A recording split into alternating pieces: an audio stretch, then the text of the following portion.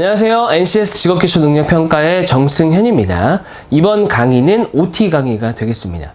OT 강의는 앞으로 배우게 될 의사소통 능력부터 해서 직무적응까지에 대한 내용을 좀 요약해보고, 그 다음에 교육부에서 내려온 어떤 그런 공고사항 이런 것들에 대해서 살펴보면서 어떻게 준비하셔야 되는지 그런 부분에 대한 얘기를 조금 해보도록 하죠. 자, 우선은 교육부에서는 이런 얘기를 했습니다. 뭐냐면 직업계고, 특성화고, 마이스터고, 그 다음에 일반고 중에서도 직업계열, 이런 581개 학교 2학년 학생 대상으로 직업기초능력평가를 실시한다고 밝혔다라고 했죠. 그래서 전국에 있는 학교에서 시험을 보게 되는 겁니다. 쉽게 생각하면은 우리 인문계고에서 전국 모의고사를 보는 것처럼 치르게 된다는 얘기입니다.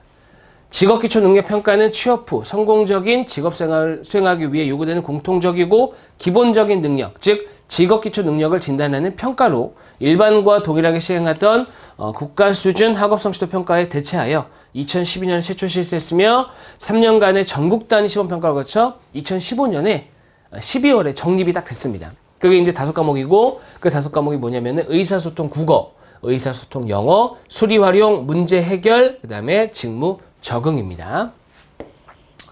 좀 아셔야 되는 부분이 뭐냐면은 직업기초능력평가가 사실은 직업기초능력 하위가 10개 하위 능력이 있는데, 그 중에 상대적으로 중요한 것이 3개입니다. 의사소통과 수리활용, 문제 해결, 이게 3가지입니다. 이 3가지에 대해서 평가를 하겠다는 거죠. 그렇죠? 평가하겠다. 됐죠? 자, 그런 부분을 얘기하는 거고요.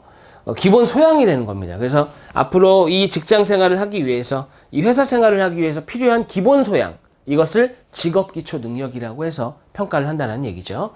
그 다음 2018년부터는 평가 시행 기관인 대한상공회의소와 협력해서 기업 대상 직업기초능력평가 인증서 홍보를 실시한다. 자, 이게 의미하는 게 뭐냐면은 뒤에서도 또 말씀을 드리겠지만 인증서라는 게 나옵니다. 시험을 치르고요. 결과가 나오는데 이 결과를 기업에서 활용할 수 있게끔 하겠다는 겁니다. 그죠?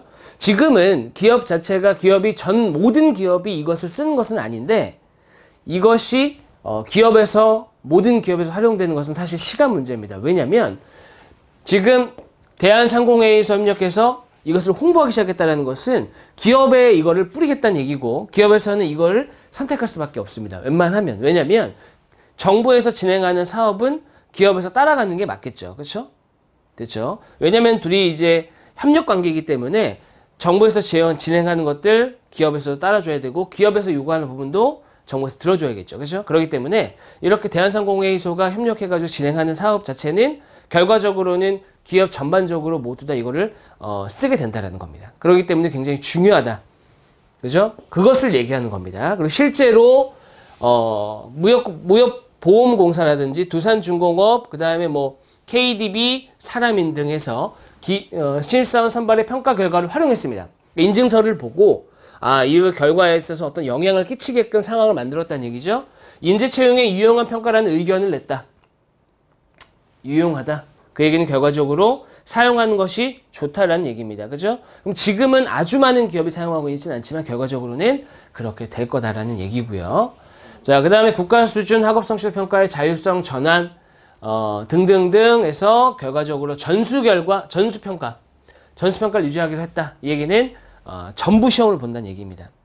실제로 이게 내가 갈 기업에서 이것을 채택하지 않았다 하더라도 전수평가를 하겠다는 거죠. 그렇죠? 왜냐면은 이게 결과적으로 추후엔 또 이용이 될 수도 있습니다. 졸업하자마자 취업하는 학생들도 있지만 1년 정도 뒤에 취업하는 학생들도 있고요. 그리고 결과적으로 다른 곳으로 갈 수도 있겠지만 결과적으로 이게 모든 기업에서 활용이 될 가능성이 높기 때문에 일단은 전수평가를 한다는 얘기입니다. 그리고 사실은 학교별 공시 결과를 알리려고 했습니다. 그 얘기가 뭐냐면은 어떤 학교에서는 어떤 성적이 나왔고 저 학교에서는 어떤 성적이 나왔고 이런 것들을 사실 공개를 해가지고 순위를 매겨버리게 되는 거죠. 실제로 순위가 나오진 않지만 데이터가 있으면 순위 매기는 것은 어렵지 않죠. 그러다 보니 그렇게 하려고 했었는데 이렇게 되면은 당연히 결과적으로 한쪽으로 쏠리게 돼 있습니다. 성적이 잘 나온 그 학교의 어떤 레벨이 나오게 되겠죠.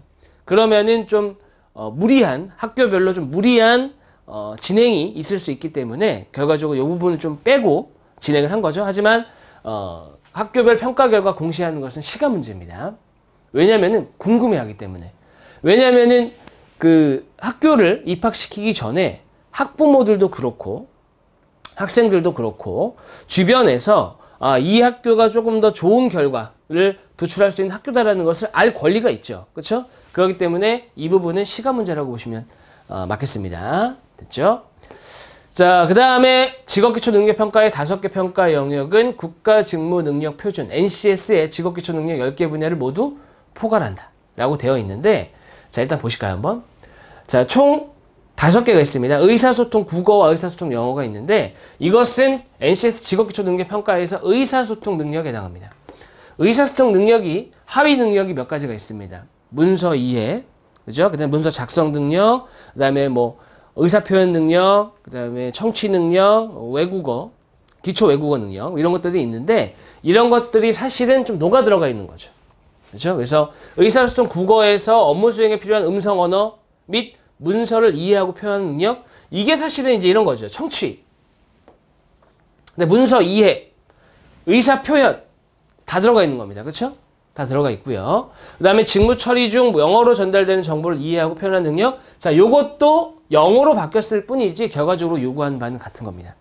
됐죠? 그래서 의사소통 능력에서만 두 파트로 나누고요. 50문항에 50분씩으로 진행합니다.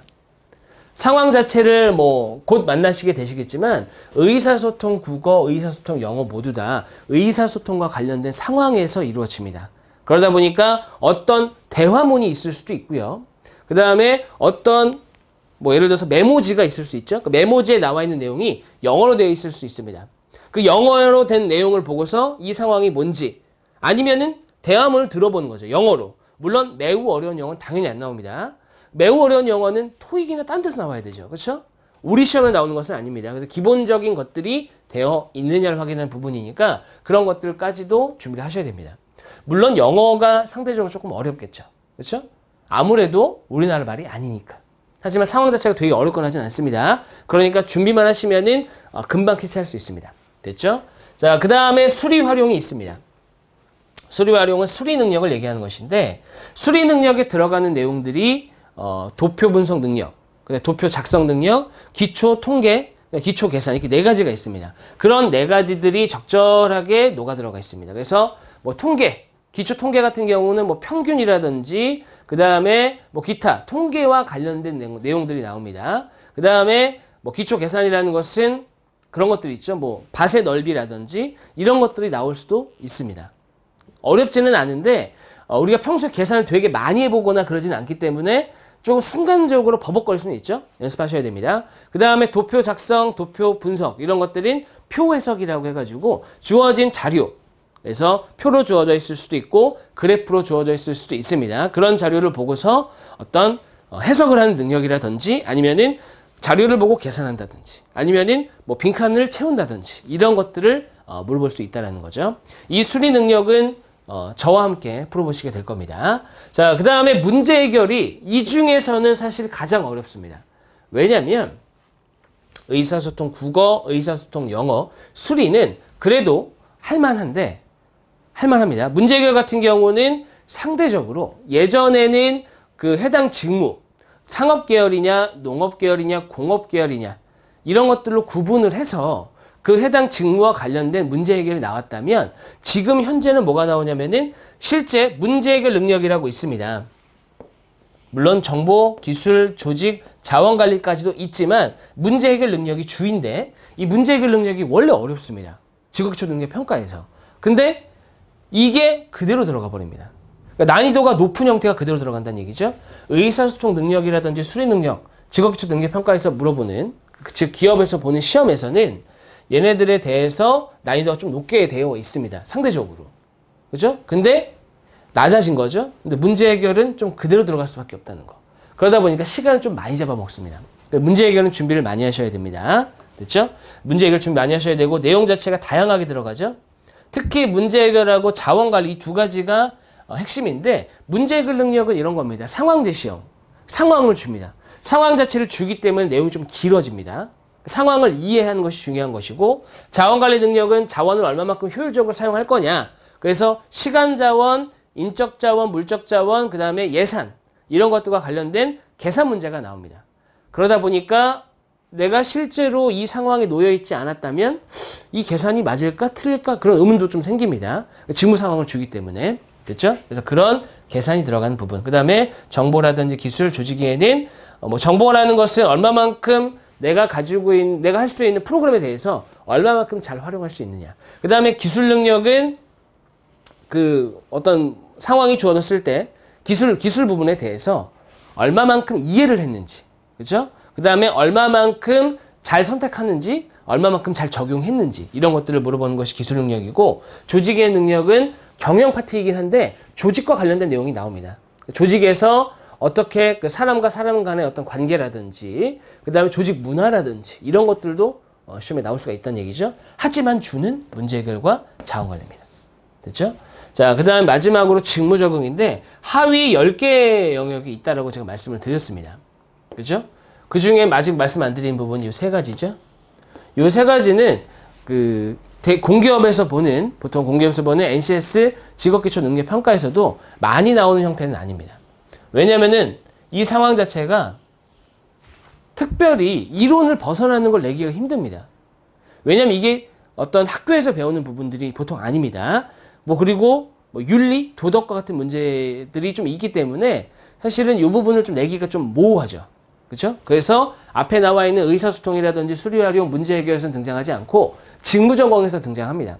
직무적응은 제가 직무적응 강의에서 말씀드리겠지만 일반적으로 일관된 내용이라든지 아니면은 어떤 직무에 적합한지의 부분, 그 다음에 자기개발, 대인관계, 직업윤리 이런 것들을 통해서 예를 들어서 갈등 관계에 놓여 있을 때 얼마만큼 잘 해결할 것인지, 어떤 생각을 가지고 있는지, 그 다음에 자기가 자신의 능력을 키우기 위해서 무엇을 할 수 있는지, 그렇죠?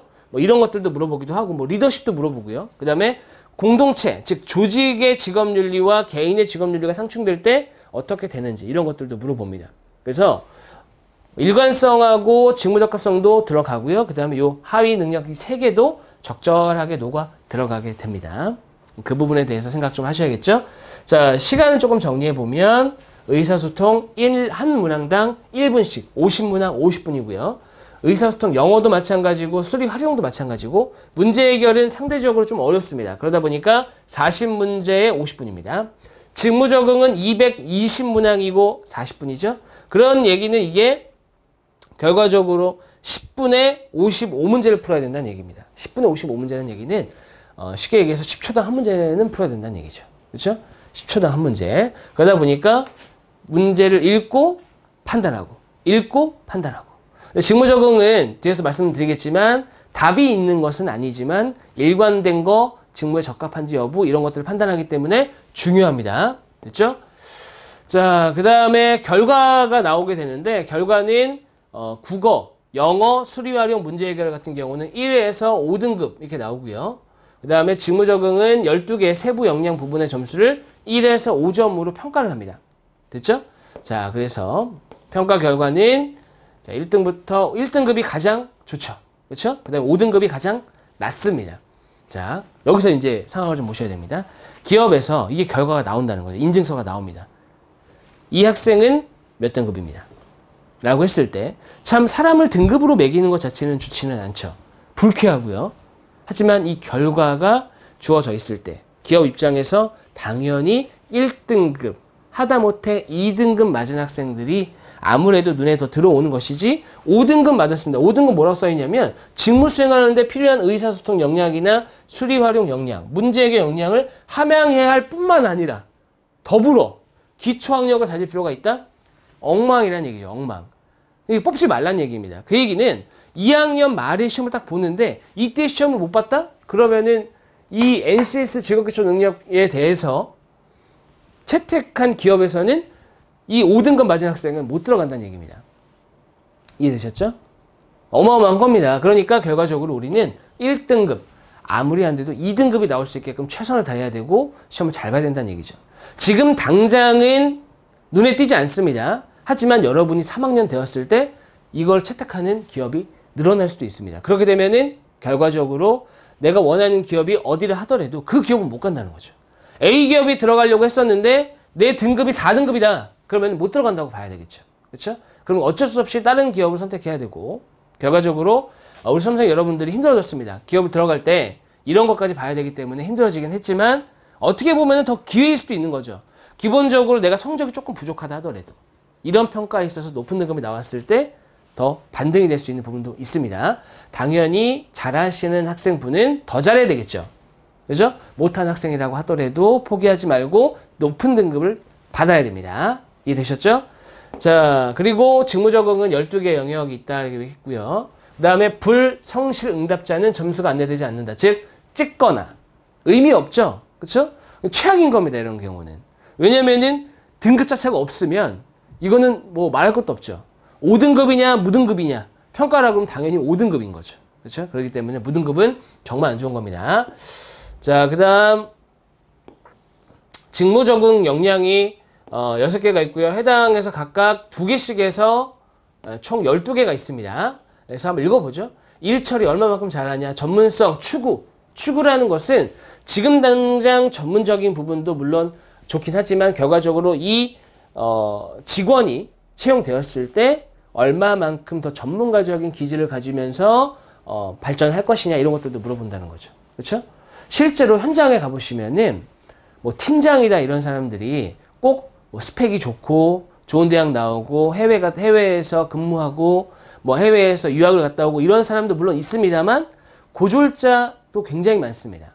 이런 사람들은 전문가인 거죠. 그렇죠? 전문가인 겁니다. 물론 상대적으로 학습을 덜 했기 때문에 학창시절에 덜 했기 때문에 부족한 부분이 있을 수도 있죠. 하지만 전문성 추구 중요한 겁니다. 그 다음에 과업 완수, 성실성, 외향과 친화력 이런 게 대인관계인 거죠. 그렇죠? 물어본다는 거고요. 팀 지향, 팀워크, 대인관계입니다. 그 다음에 감정 이해, 감정 조절 얼마만큼 타인의 이타적이냐.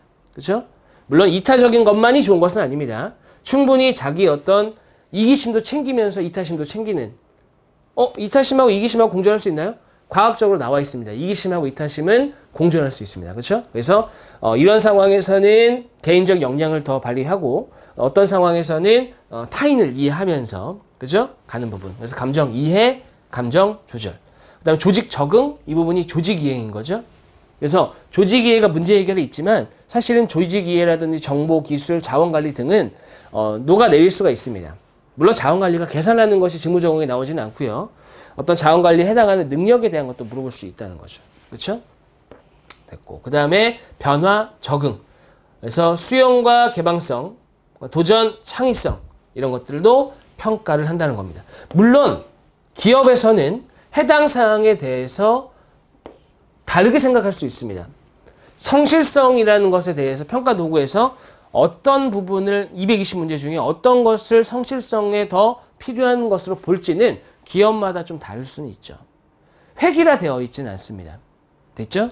물론 결과는 나오겠지만 기업에서는 좀 다른 걸 볼 수도 있다는 겁니다. 중요한 거는 일관성, 직무 적합성 두 가지죠. 그렇죠? 그래서 여기서는 점수가 높을수록 좋은 겁니다. 등급의 경우에는 낮을수록 좋다라고 말씀드렸지만 1등급이 제일 좋은 거고 그다음에 직무 적응에서는 5점이 제일 좋은 거죠. 그죠? 1점만 볼까요? 직무 적응의 다소간의 시간과 기본적인 역량 증진 노력이 필요하다. 이러면 기업이 뽑겠냐는 겁니다. 안 뽑죠, 당연히. 직무 수행에 요구되는 기본 기술 습득하는 것과 주어진 과제에 집중하여 배우려는 자세를 갖추고 규칙적인 습관을 기르는 것이 중요하다. 엉망이라는 얘기입니다. 그죠? 엉망이라는 얘기이기 때문에 기업에서 장기 채용 안 합니다. 다시 말씀드리지만 이게 지금 불쾌한 상황인 겁니다. 왜냐면은 결과적으로 이 시험을 통해서 나의 어떤 능력이 딱 회계가 돼버리는 겁니다. 2학년 말에 봤던 그 시험 하나로. 그죠? 하지만 어떻게 보면 기회라고도 했습니다. 결과적으로 이 좋은 결과가 나오면은 기업에 취업하기 훨씬 수월한 겁니다. 이해되셨죠? 평가 도구로 사용하게 됩니다. 자, 그럼 이것을 이제 큰일 났다라고 생각하지 마시고 정말 기회구나. 그죠? 나를 알릴 수 있는 내가 조금 부족한 부분이 있었는데 이 부분으로 채워야겠다. 이렇게 생각하시면은 결과에 있어서 더 나은 결과가 나오겠죠. 자, 총 5개 해당 영역을 살펴볼 겁니다. 첫 번째, 의사소통, 국어의 경우는 강민수 선생님이 진행해 주실 거고요. 그 다음에 의사소통 영어의 경우는 장희주 선생님이 진행해 주시고, 수리활용은 제가 진행합니다. 저는 정승현이고요. 그 다음에 문제 해결 능력은 박용무 선생님이 진행해 주시고, 직무적응에 대해서는 제가 간략하게 좀 말씀을 드릴 겁니다. 이렇게 해서 총 4분이 이 강의를 준비했고요. 수험생 여러분들이 매우 좋은 결과를 이끌어낼 수 있게끔 최선을 다해서 강의하도록 하겠습니다. 본 강의에서 만나 뵙도록 하겠습니다. 수고하셨습니다.